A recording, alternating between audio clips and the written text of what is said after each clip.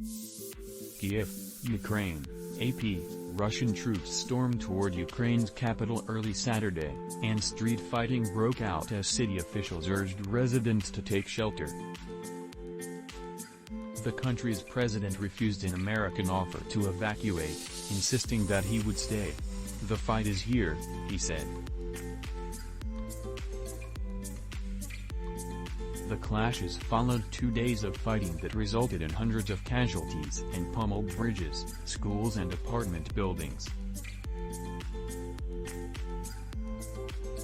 U.S. officials believe Russian President Vladimir Putin is determined to overthrow Ukraine's government and replace it with a regime of his own.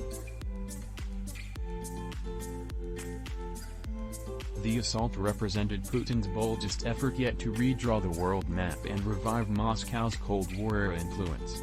It triggered new international efforts to end the invasion, including direct sanctions on Putin. As his country confronted explosions and gunfire, and as the fate of Kyiv hung in the balance, Ukraine President Volodymyr Zelenskyy appealed for a ceasefire and warned in a bleak statement that multiple cities were under attack. "This night we have to stand firm," he said. "The fate of Ukraine is being decided right now."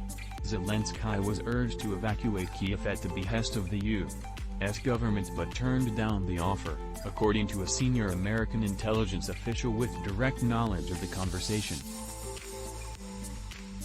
The official quoted the president as saying that the fight is here and that he needed anti-tank ammunition but not arrived.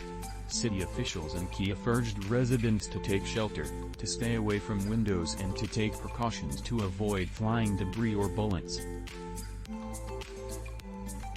The Kremlin accepted Kyiv's offer to hold talks, but it appeared to be an effort to squeeze concessions out of the embattled Zelenskyy instead of a gesture toward a diplomatic solution.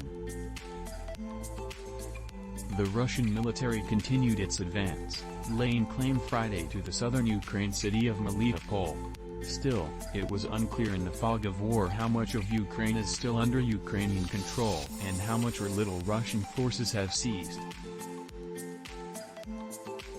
As fighting persisted, Ukraine's military reported shooting down an Tu-76 Russian transport plane carrying paratroopers near Vasylkiv, a city 25 miles, 40 kilometers, south of Kyiv, an account confirmed by a senior American intelligence official. It was unclear how many were on board. Transport planes can carry up to 125 paratroopers.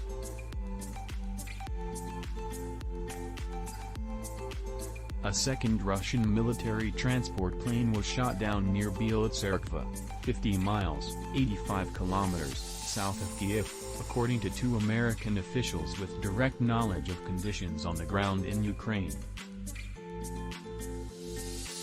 The Russian military has not commented on either plane.